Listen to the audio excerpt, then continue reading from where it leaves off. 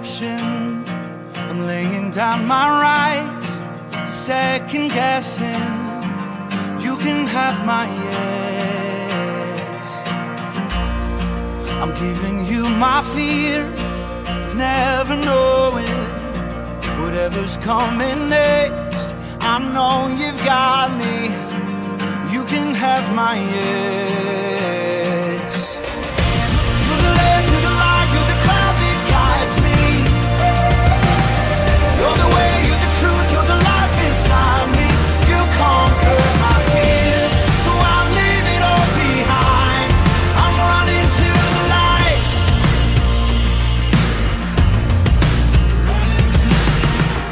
Oh, wherever you are, wherever you wanna go, I'll follow you.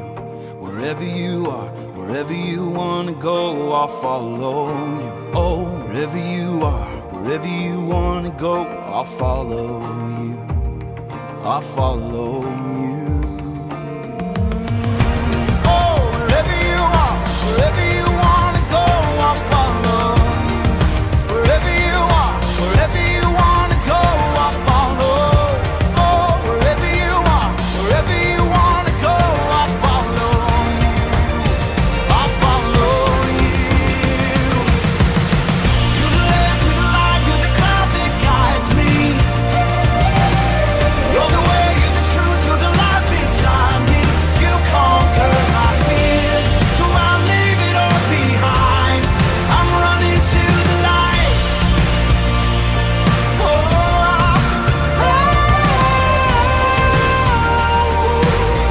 yeah, I'm running to the light. Running to the light.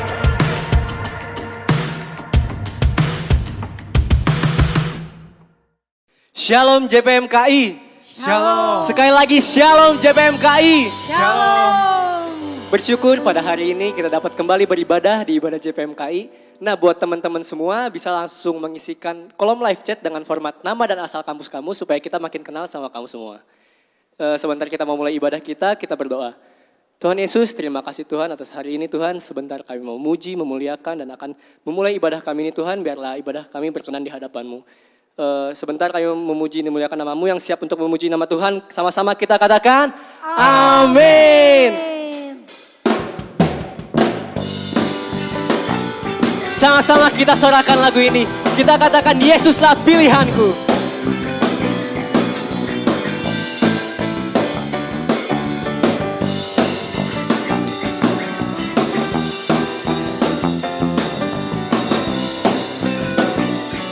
Sama-sama katakan, Kau Tuhan.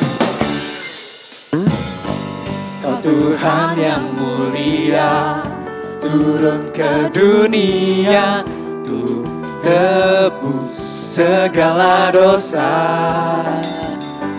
Kau beri keselamatan, beri kesempatan, kasih-Mu mengubahkan. Jika ku akui semua dosaku, maka Kau adalah setia dan adil. Kau kan mengampuni dan sucikan dari segala yang jahat.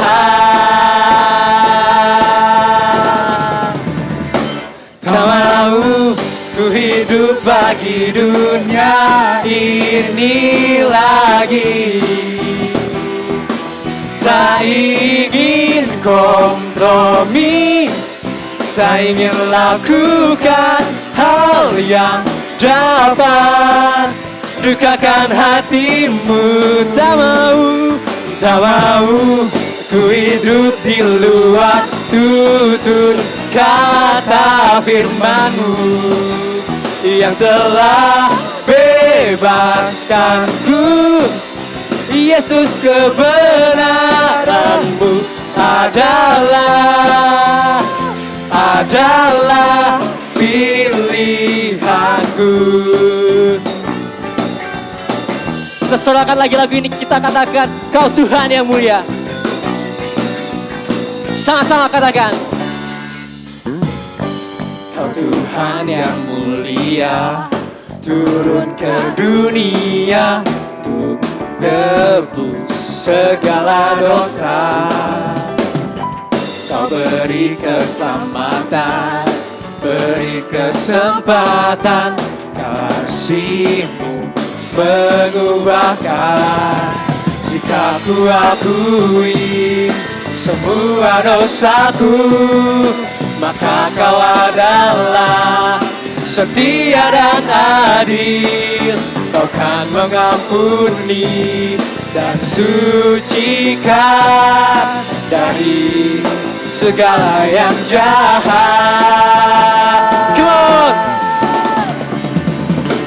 Tak mau ku hidup bagi dunia ini lagi. Tak ingin kompromi, tak ingin lakukan hal yang dapat dukakan hatimu. Tak mau ku hidup di luar tutur kata firman-Mu yang telah bebaskanku. Yesus, kebenaran-Mu adalah pilihanku. Sama-sama kita sorakan haleluya. Kita tepukan tangan kita di atas kepala, amin.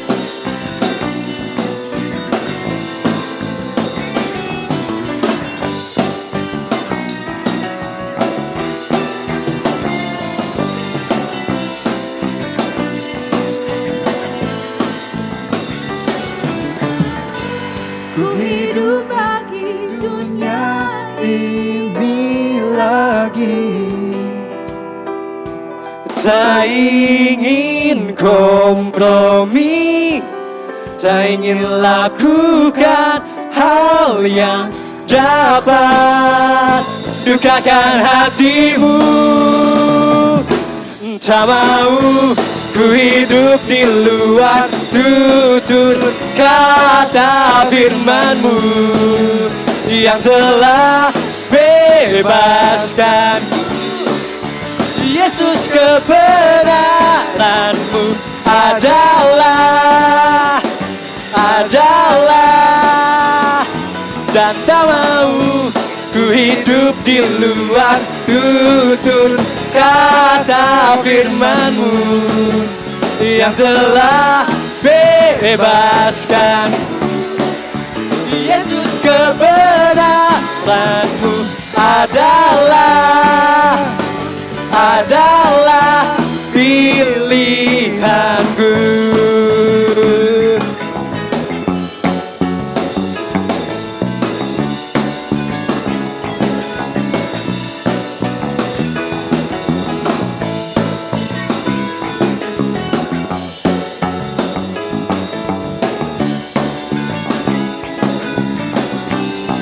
Haleluya.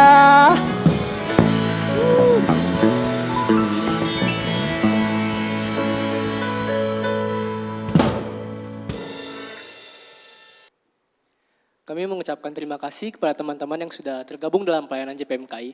Dan buat teman-teman yang rindu untuk bergabung dalam pelayanan JPMKI bisa menghubungi kontak person yang ada di bawah ini. Sebentar kita akan mendengarkan firman Tuhan, kita angkat satu penyembahan.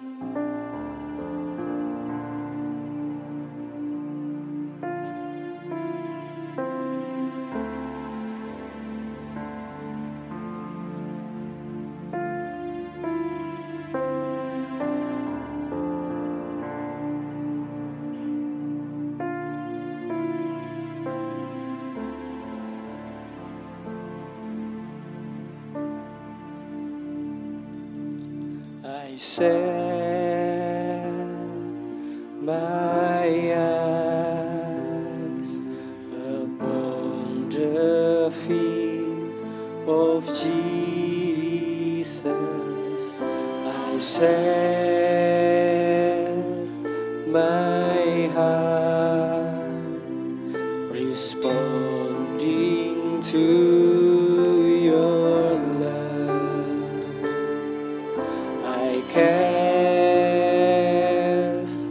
my feet and surrender all to you. Lord, here I worship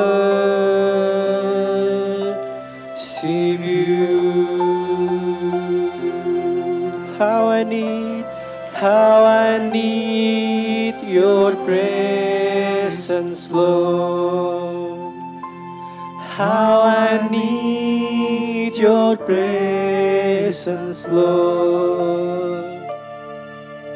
Spirit of hope, draw me closer to you, Lord.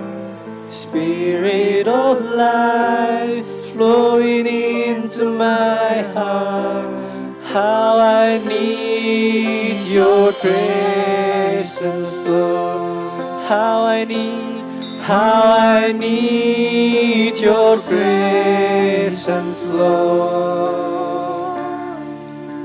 Spirit of hope, draw me closer to you, Lord. Spirit of life, flowing into my heart as I worship you.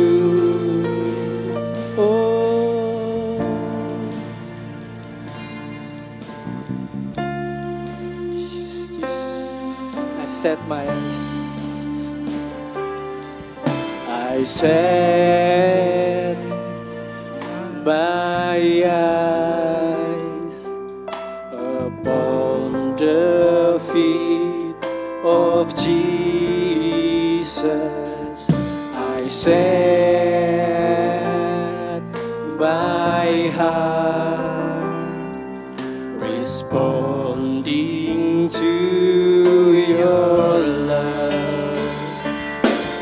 I cast my fear and surrender all to you. Lord, here I worship you.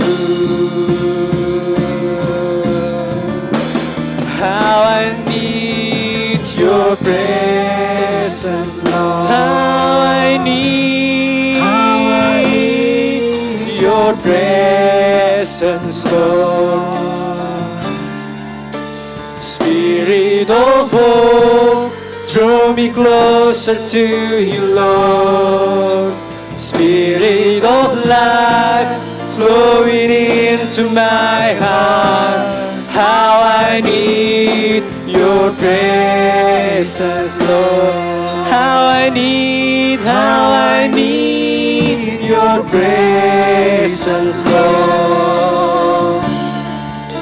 Spirit of hope, draw me closer to you, Lord.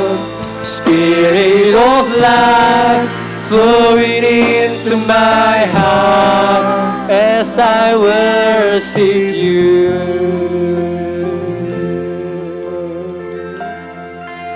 Let this be a cry from my heart, pouring out a sacrifice of praise. Let this be a worship from my heart in my surrender. Let this be a sweet song to you. Let this be the most that I can give. Let this be a worship from my heart for you, my King. Let this be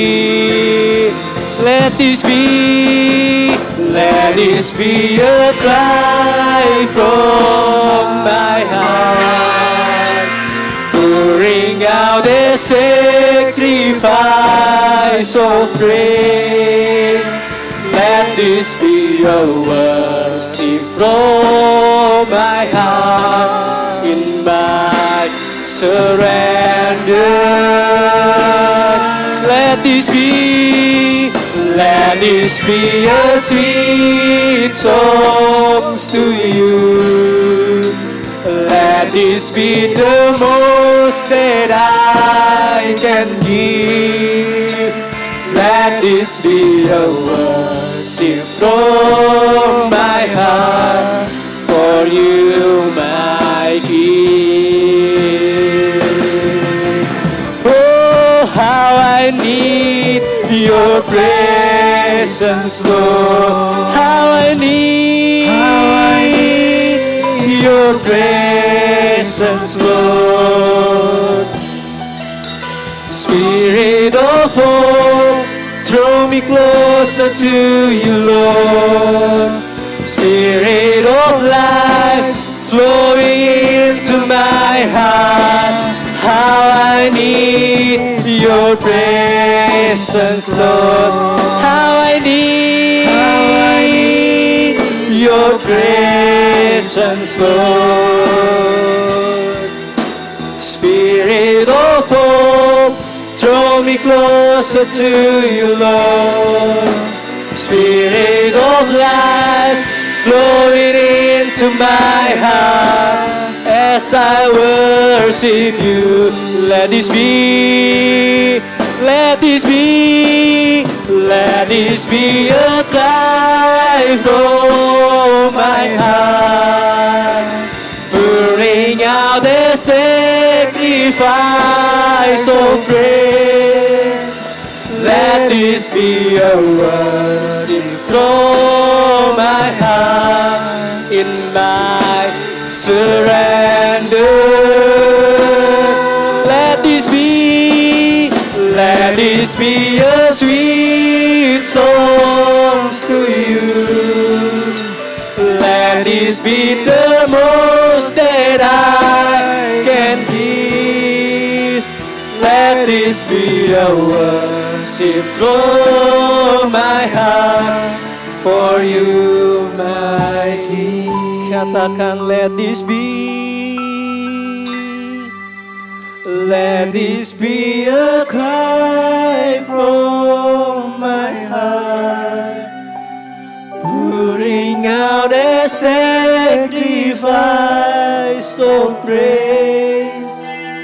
Let this be a worship from my heart in my surrender.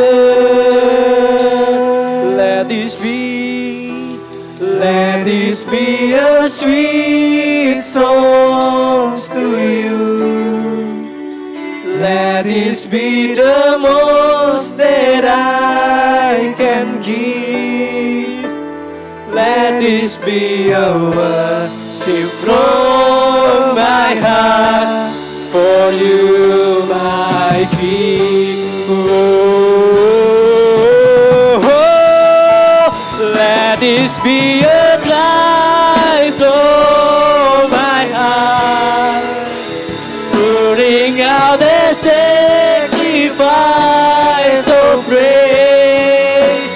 Let this be a worship from my heart in my surrender. Let this be a sweet song to you. Let this be the most that I can give.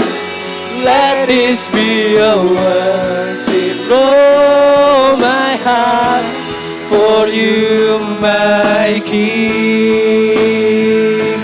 Let this be a worship from my heart for you, my King. Let this be a worship from my heart for you, my King.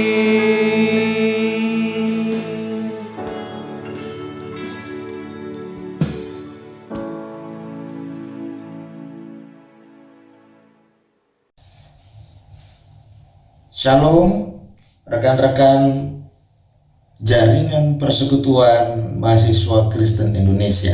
Apa kabar? Kiranya Tuhan memberkati saudara dan saya dimanapun saudara berada. Tuhan tetap berdinamika, Tuhan terus bergerak melalui saudara dan saya. Hari ini kita akan belajar kebenaran firman Tuhan, dan sebelumnya saya akan mengucapkan terlebih dahulu terima kasih yang sebesar-besarnya untuk seluruh tim pelayanan, untuk pengurus yang sudah mempercayakan kehormatan ini untuk kita bisa terkoneksi melalui firman Tuhan yang akan disampaikan. Kiranya Tuhan memberkati saudara. Baik, hari ini kita akan belajar dari apa yang sudah dipercayakan kepada saya, bahwa kita akan belajar tentang panggilan kita untuk sebagai anak muda yang diutus untuk melayani bangsa ini. Karena saudara adalah akademisi, saudara akan menjadi orang-orang yang akan mengabdi kepada masyarakat, kepada gereja, kepada keluarga saudara. Nah, oleh sebab itu kita akan belajar apa ya kata Alkitab tentang panggilan itu ya. Jadi, kalau boleh saudara suka dengan judul khotbah, maka khotbah yang akan saya berikan pada hari ini adalah Call to the Life, panggilan kehidupan. Nah, hari ini kita belajar tentang panggilan. So, manusia itu adalah makhluk gambar, dan karena dia makhluk gambar, maka untuk mengetahui tujuan-tujuan kehidupannya, dia tidak mungkin dapat mengetahuinya kalau dia tidak mengerti gambaran besarnya. So, kita harus belajar tentang bigger picture ya. Jadi manusia itu makhluk gambar. Sejak Kejadian 1 ya, Tuhan bicara tentang serupa segambar. Jadi sejak semula memang manusia adalah makhluk gambar. Jadi apa yang tidak tergambar dalam pikiran manusia, maka dia akan sulit mengetahui panggilan kehidupan dia. Nah, pagi hari ini saya akan membagikan beberapa esensi tentang panggilan yang kiranya bisa menjadi berkat buat kita semua ya. Pertama, kita belajar dulu tentang gambar besar karya penebusan Tuhan dalam hidup kita yang kaitannya dengan panggilan kehidupan kita. Kita buka dalam Galatia 4 ayat 19 sampai ke 20, saya bacakan. Hai anak-anakku, karena aku menderita sakit bersalin lagi, sampai rupa Kristus menjadi nyata di dalam kamu. Betapa rinduku untuk berada di antara kamu pada saat ini dan dapat berbicara dengan suara yang lain, karena aku telah habis akal menghadapi kamu. Gambaran besar daripada apa yang Tuhan lakukan dalam hidup kita. Saya akan memakai satu kata yang mungkin saudara sering mendengar, itu spiritual transformation. Sampai rupa Kristus menjadi nyata di dalam kamu. Jadi gambaran besar Tuhan dalam penebusannya, dalam karya Kristus di kayu salib, yaitu apa? Dia hendak mengembalikan tujuan kekal Tuhan dalam diri saudara, dan dia mengembalikan apa yang mati, dia hidupkan. Roh saudara dihidupkan, dia mau mentransformasi kehidupan spiritual saudara. Nah, Dallas Willard menyatakan begini, ada tantangan diantaranya, yaitu hasil alami dari semua ini adalah apa yang kita lihat di antara orang Kristen di negara ini sebagai kelompok yang terlihat, yakni tidak ada perbedaan nyata dalam kualitas hidup. Tidak ada perbedaan nyata dalam kualitas hidup spiritual, moral dari masa orang-orang non-Kristen. Kehidupan yang kita lihat di antara orang-orang Kristen pada umumnya adalah hasil dari apa yang mereka lakukan secara teratur dan diajarkan secara rutin. Itu adalah hasil dari apa yang diinginkan, diharapkan oleh kita yang mengajar, memimpin, atau paling tidak yang diterima. So, kehidupan orang Kristen itu ternyata tidak terlalu jauh berbeda antara orang yang ada di dalam gereja dengan orang-orang yang di luar gereja, orang-orang yang percaya dengan orang-orang yang tidak percaya. Kita lihat ya, bahwa kalau konteks mahasiswa ya, anak-anak di dalam gereja pacaran gak karu-karuan, di luar sana orang sekuler pacaran gak karu-karuan. Tapi kita bisa temukan loh, di dalam gereja juga banyak anak-anak yang pacarannya gak karuan. Bahkan kehidupan hubungan yang mereka bangun gak sehat dan bahkan tidak ada bedanya dengan anak-anak yang non-believer, orang-orang yang tidak percaya. Kalau apalagi orang-orang di luar sana, mereka mungkin punya kehidupan malam yang luar biasa, liar, gak karu-karuan. Tapi saya juga temukan banyak anak-anak Tuhan juga loh yang juga lakukan hal itu. Tiap minggu mereka tetap ibadah dan mereka menganggap bahwa Senin sampai Sabtu itu hari penghabisan, hari Minggu hari penebusan gitu ya. Jadi hampir nggak ada bedanya antara anak-anak orang-orang percaya dan orang-orang yang tidak percaya di luar sana. Kualitas hidupnya sama. Orang Kristen, orang dunia cerai, tapi kita juga bisa lihat bahwa hari-hari ini orang Kristen juga banyak yang cerai. Bukan cuma itu, pendeta cerai, hamba-hamba Tuhan cerai, orang-orang yang kita pikir baik-baik ternyata juga jatuh dalam dosa dan kita semua kaget dengan hal itu semua. So apa?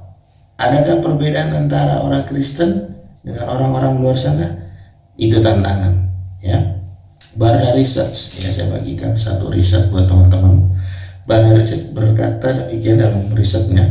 Yang pertama, mereka kurang semangat ya.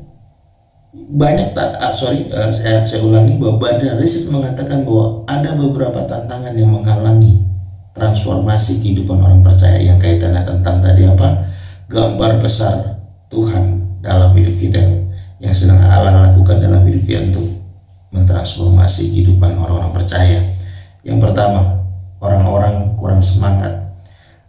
Perspektif mereka, prioritas, ketekunan untuk mengembangkan kehidupan spiritual. Jadi nggak ada kepedulian untuk memperhatikan kehidupan spiritual. Yang kedua, hanya sedikit yang menghadiri gereja yang mendorong untuk mereka bertumbuh. Mereka hanya suka apa? Datang ibadah-ibadah raya yang bersifat transaksional, teatrikal, entertain, yang sifatnya hanya saya datang lalu saya pergi. Mereka tidak mau ada hubungan untuk terkoneksi dengan orang lain. Dia hanya datang kepada ibadah raya yang sekedar liturgi, mereka pulang. Jadi mereka tidak peduli dengan pertumbuhan. Yang ketiga, hanya sedikit yang menghadiri gereja yang menyediakan empowering, gereja yang menyediakan sumber daya untuk memuridkan. Yang keempat, banyak yang mengatakan bahwa terlepas dari niat baik atau hasrat mereka yang sebetulnya mereka tidak mau ada di situ tetapi ada di tempat lain. Yang kelima, mereka terlalu sibuk, jadwal dan energi mereka mengikuti gairah yang lebih besar. Yang keenam, sebagian besar puas untuk terlibat dalam proses kebaktian tanpa memperhatikan kualitas diri mereka, dan orang melihat ini adalah cara yang paling mudah dalam kelompok-kelompok kecil yang hidup dalam hubungan saja dan tidak termasuk komponen orang-orang misionaris. Yang ketujuh, kegiatan yang ditawarkan bagus tapi tidak menantang. Yang kedelapan, tidak satupun orang dewasa yang disurvei bahwa mengatakan bahwa tujuannya adalah menjadi pengikut Kristus yang berkomitmen. Jadi kita bisa lihat ya bahwa Barna Research sudah capture di lapangan di riset di Amerika ya bahwa orang Kristen itu tidak terlalu tertantang untuk bertumbuh dalam panggilan hidup. Dia tidak terlalu bertumbuh dalam panggilannya untuk menuju keserupaan Tuhan. Nah, kita bicara tentang panggilan kita untuk mengikut Tuhan ya. Matius 23 ayat 7 sampai 12 saya bacakan. Mereka suka menerima penghormatan di pasar dan suka dipanggil rabi, tetapi kamu janganlah kamu disebut rabi, karena hanya satu rabimu dan kamu semua adalah saudara. Dan janganlah kamu menyebut siapapun bapa di bumi ini, karena hanya satu bapamu, yaitu Dia yang di sorga. Janganlah pula kamu disebut pemimpin, karena hanya satu pemimpinmu, yaitu Mesias. Barang siapa terbesar di antara kamu, hendaklah ia menjadi pelayanmu. Dan barang siapa meninggikan diri, ia akan direndahkan. Dan barang siapa merendahkan diri, ia akan ditinggikan. So, khotbah hari ini berjudul The Call to the Life, panggilan kehidupan. Panggilan kehidupan terbesar kita itu apa? Ya, kita tidak mungkin diutus tanpa mengerti dulu panggilan datang dari Tuhan. Nah, saya mau bilang begini, bahwa panggilan kita, gambar besarnya adalah transformasi spiritual. Kenapa transformasi spiritual? Karena Tuhan sedang mengembalikan tujuan kekal dalam diri saudara. Dan kita dipanggil menjadi murid. Yang pertama, kita adalah orang-orang yang dipanggil menjadi murid. Kenapa? Karena zaman dulu orang-orang rabi-rabi waktu memuridkan, ya, tujuan pemuridan rabi dalam konteks Ibrani, mereka memuridkan murid-muridnya untuk memuridkan para muridnya supaya para murid-muridnya serupa dengan rabinya.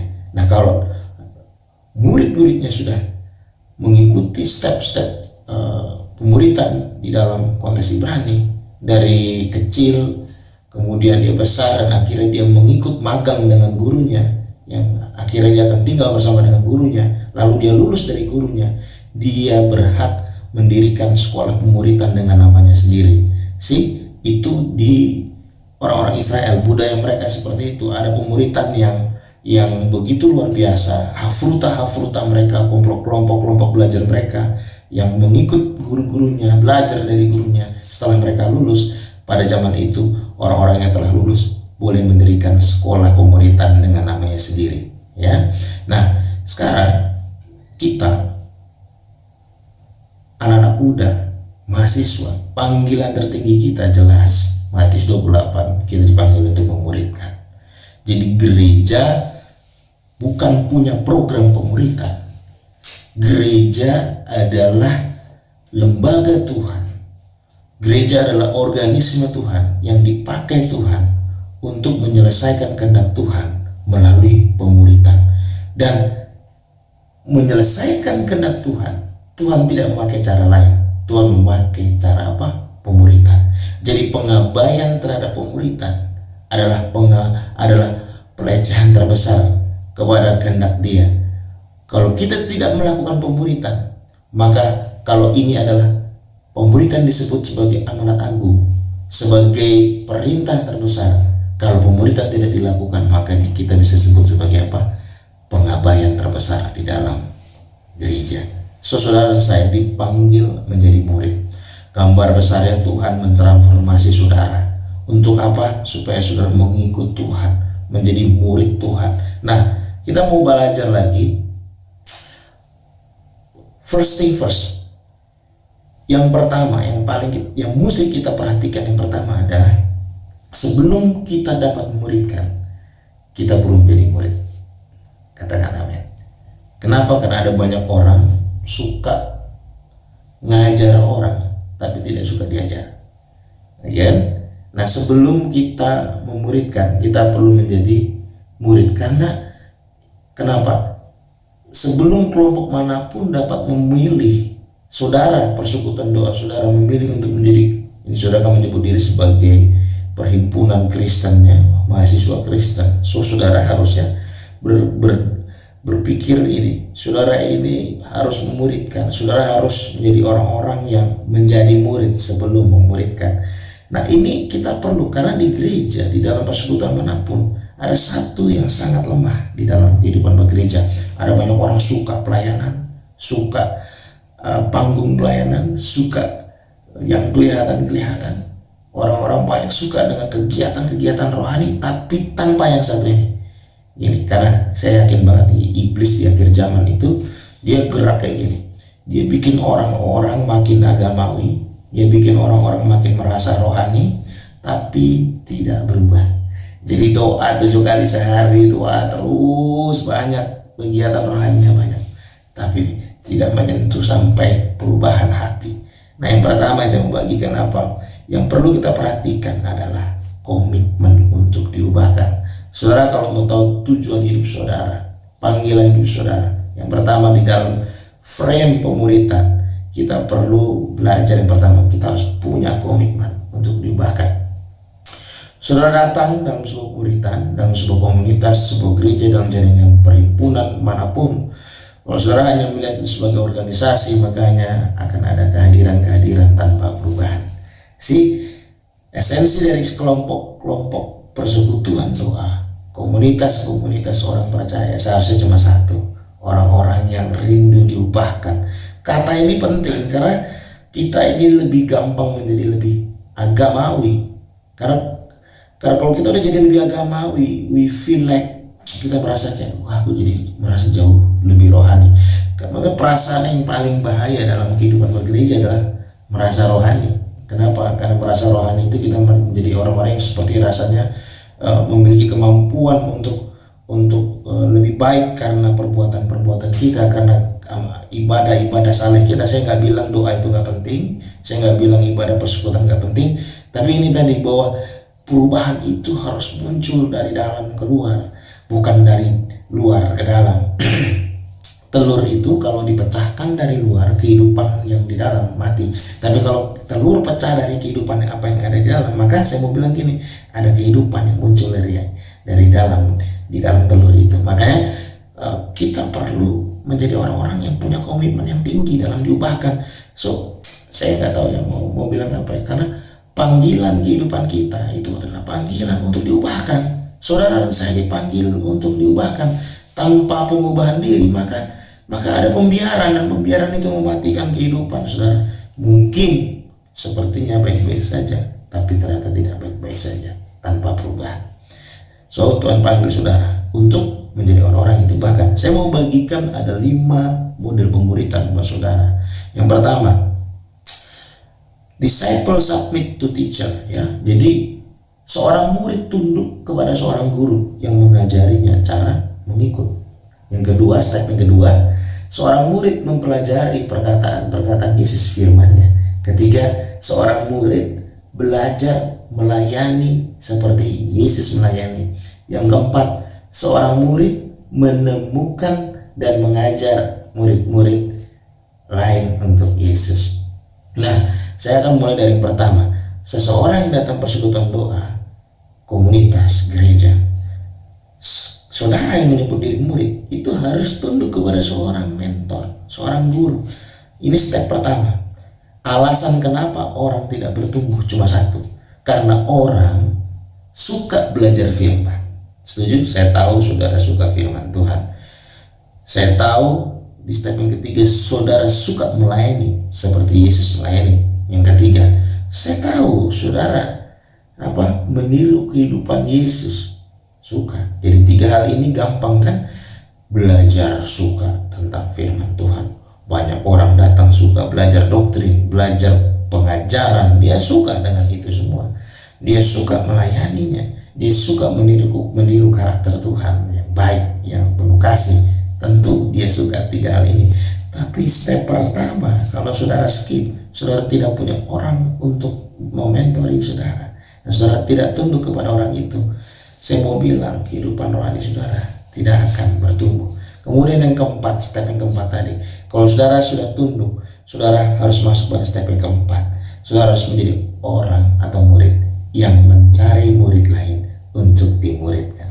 Jadi kalau istilah saudara itu buah semangka, saudara adalah semangka yang punya biji. Kalau semangka punya biji, maka semangka itu punya harapan untuk apa? Bermultiplikasi, untuk bertumbuh, untuk memultiplikasikan, memperbanyak dirinya. Buah yang tidak ada bijinya, maka dia akan berhenti pada dirinya sendiri dan dia akan mati. Nah, saya mau bilang, kalau buah ada bijinya, kalau hidupmu ada benihnya, seharusnya hidup kita dapat bermultiplikasi. Tuhan bicara bahwa saudara dipanggil untuk menjadi murid yang memuridkan. Step pertama, jangan lupa saudara menyerahkan diri kepada orang-orang yang kau percaya untuk hidup dalam gaya hidup pemuritan. Tuhan tidak pernah memakai orang-orang untuk apa? Untuk single fighter. Saudara dipanggil untuk apa? Hidup sebagai orang-orang yang mempercayakan diri satu dengan yang lain. Budaya saling itu menjadi biasa. Nah, saya mau bagikan poin pertama dari khotbah yang panjang ini, ya saudara. Yang pertama, panggilan apa buat saudara? Panggilan terbesar apa buat saudara sebagai mahasiswa, sebagai anak muda? Saya mau bilang panggilan pertama adalah the call to follow Christ. Saudara dipanggil untuk mengikut Tuhan. Yang pertama, Lukas 9 ayat 23, katanya kepada mereka semua, setiap orang yang mau mengikut aku, ia harus menyangkal dirinya, memikul salibnya setiap hari dan mengikut aku. Karena barang siapa mau menyelamatkan nyawanya, ia akan kehilangan nyawanya. Tetapi barang siapa kehilangan nyawanya Karena aku, ia akan menyelamatkannya. Apa gunanya seorang memperoleh seluruh dunia, tetapi ia membinasakan atau merugikan dirinya sendiri. Saudara, kalau saudara tanya apa panggilan kehidupan tertinggi saudara, bukan menjadi orang sukses, sekalipun sukses itu baik. Karena ada banyak orang bisa sukses tanpa Yesus, bisa. Ada banyak mahasiswa saudara bisa memiliki, mengejar cita-cita saudara tanpa mengejar Yesus. Jangan lupa itu, karena di dalam diri saudara itu Tuhan memberikan hal-hal dahsyat dalam diri saudara. Nah, sebab itu saya mau bilang bahwa saudara dipanggil yang pertama, the call to follow Christ. Kenapa? Karena iman itu bukan hanya apa yang saudara percayai tentang Yesus, tapi kita perlu membuktikan iman kita, kita perlu meresponi iman kita. Kita harus mengikut Tuhan. Kita harus mengikut Tuhan. Bagaimana kita menjadi orang-orang percaya yang hanya tidak mempercayai Yesus secara doktrinal. Karena beberapa pengajaran saya melihat bahwa hanya mengajarkan bahwa mengikut Tuhan sebatas transaksi doktrinal dalam hidup dia. Saya mau bilang bahwa panggilan hidup saudara adalah mengikut Yesus, ya. Dan saya mau bilang semua orang dipanggil Tuhan sama, tidak ada yang berbeda. Semua orang dipanggil, miskin, kaya, tua, muda. Panggilan tertinggi saudara secara prinsip, saudara dipanggil untuk mengikut Tuhan.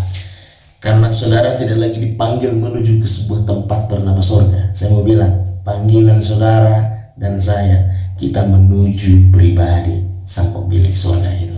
Saya mau bilang, saudara dipanggil untuk apa? To follow Christ, not to follow you. Bukan hanya mengikuti orang-orang rohaniawan. Nah, saya mau bilang, saudara dipanggil kepada pribadi Yesus. Luar biasa. Panggilan yang kedua, saya bacakan lagi ya di ayat yang ke-23. Setiap orang yang mengikut aku, ia harus menyangkal dirinya. Panggilan kedua dalam hidup saudara, saudara dipanggil untuk apa? Untuk self denial, ya.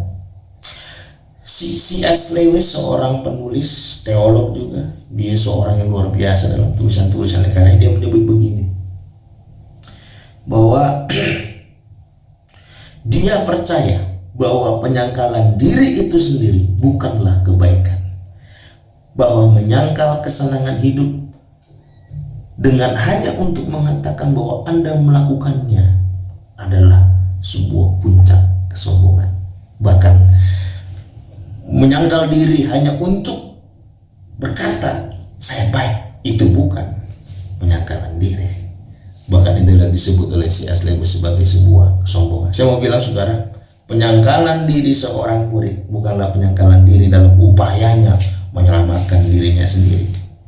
Penyangkalan dirinya sendiri, ya, kita menyangkal hak kita atas keadilan dalam hubungan manusia.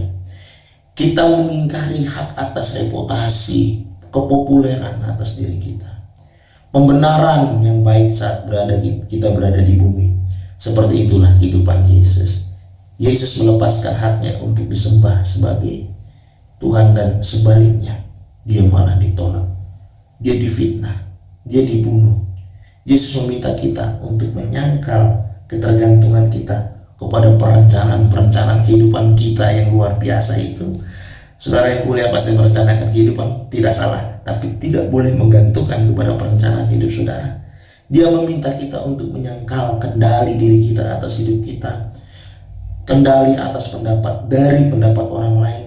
Dia meminta kita untuk apa? Menyangkal kesuksesan diri kita yang seperti didefinisikan oleh dunia.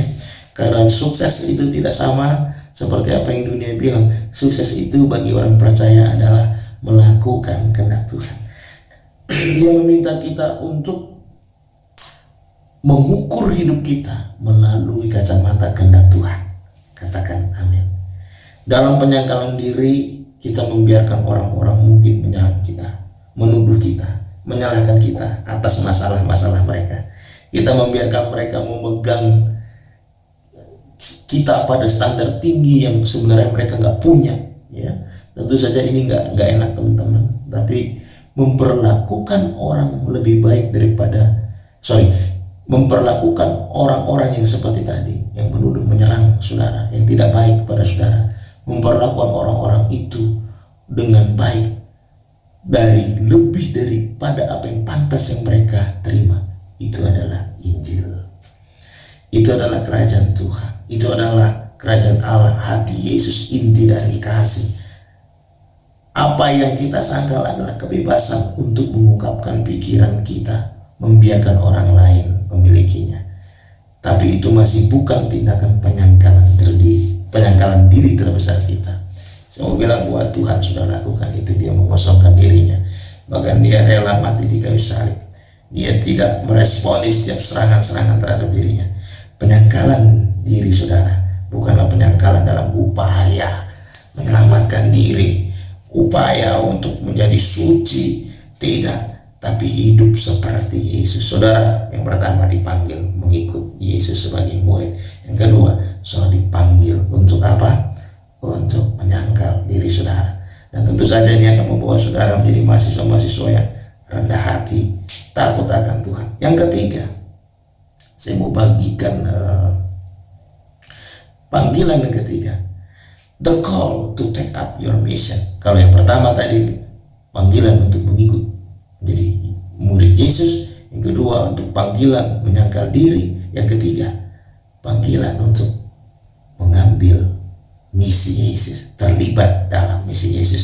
Yohanes 14 ayat yang ke-21, barang siapa memegang perintahku dan melakukan, dialah yang mengasihi aku, dan barang siapa mengasihi aku, ia akan dikasihi oleh Bapakku, dan aku pun akan mengasihi dia dan menyatakan diriku kepadanya. Salib adalah pusat misi Yesus, dan itu adalah metafora untuk misi yang kita bicarakan di sini. Siapapun yang memilih hidup, ya, yang telah menyangkal hak mereka untuk menjalankan hidup mereka sendiri, akan menemukan salib mereka menunggu mereka di jalan ketaatan. Nah, saat itulah kita sebagai orang-orang muda harus mengambil tanggung jawabnya. Apa? Kita perlu bergabung dengan misi Yesus. Saya akan singkat seperti ini. Mungkin saudara hari ini tidak tahu misi saudara, tapi bagaimana caranya menemukan, ya, bagaimana menemukan misi Tuhan dalam hidup kita. Ini yang saya mau bagikan. Yang pertama, kita memilih hidup, kita bergabung dengan Yesus. Itu berarti kita mengesampingkan prioritas yang bersaing di dalam diri kita dan mengikut Tuhan. Kemudian gini, ketika teman-teman bergabung dengan Yesus, maka misi kita itu terungkap ketika kita mengikut Tuhan. Makanya gini, tujuan saudara itu bukan kesuksesan. Tujuan saudara itu mengikut Yesus. Kalau saudara hari ini bingung dengan tujuan hidup saudara, biasa. Yang paling penting ternyata Tuhan apa?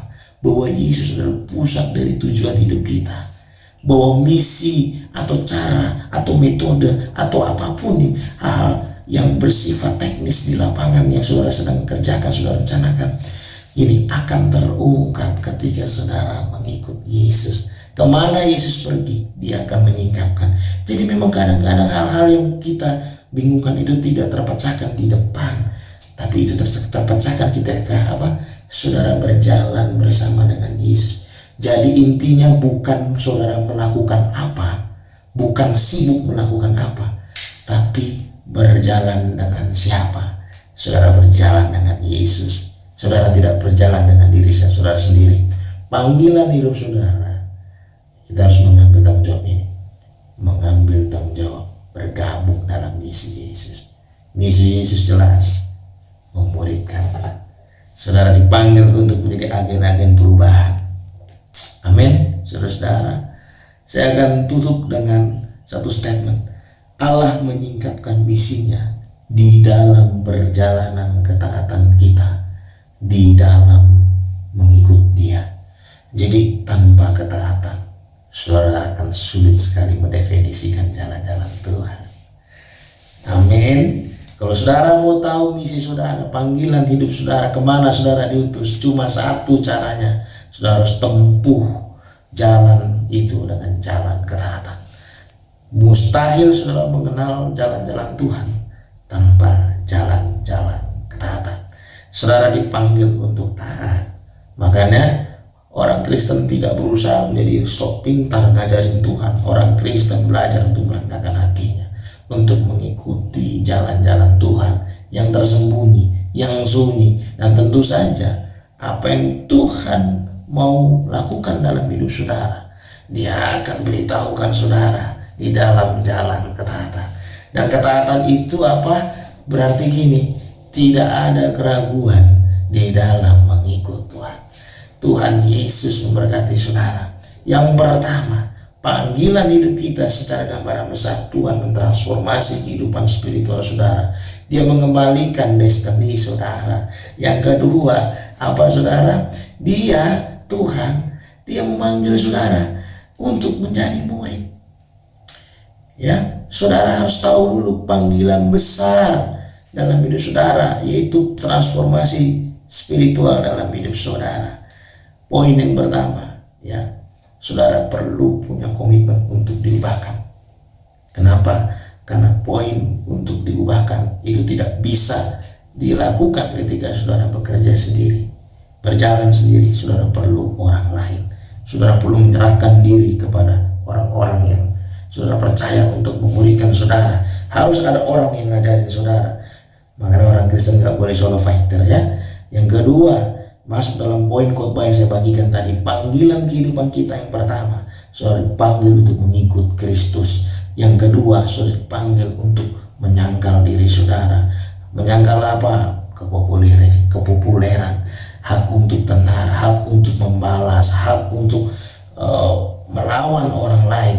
Orang-orang Kristen dipanggil untuk punya gaya hidup seperti Yesus, menyangkal dirinya untuk menjadi seperti serupa dengan Yesus. Yang ketiga, saudara dipanggil untuk bergabung dengan misinya.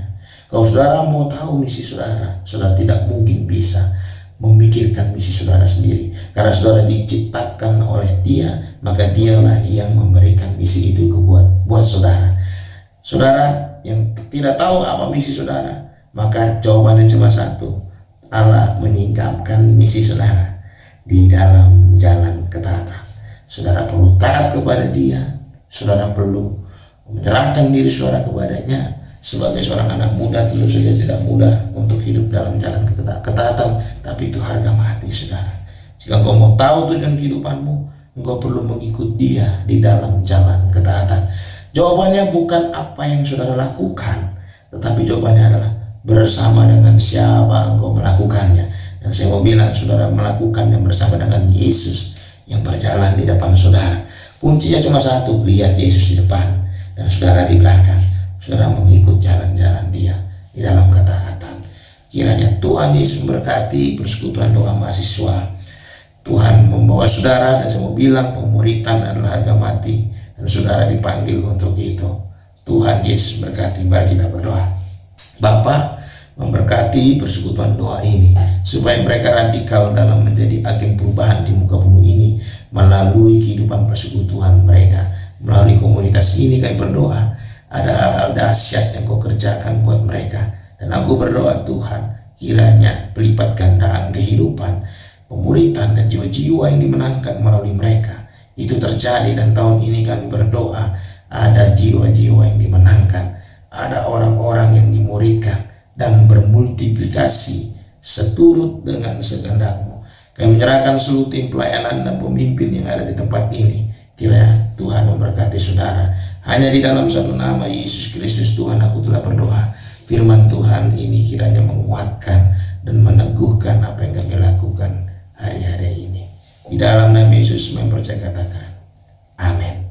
Shalom. Tuhan Yesus memberkati.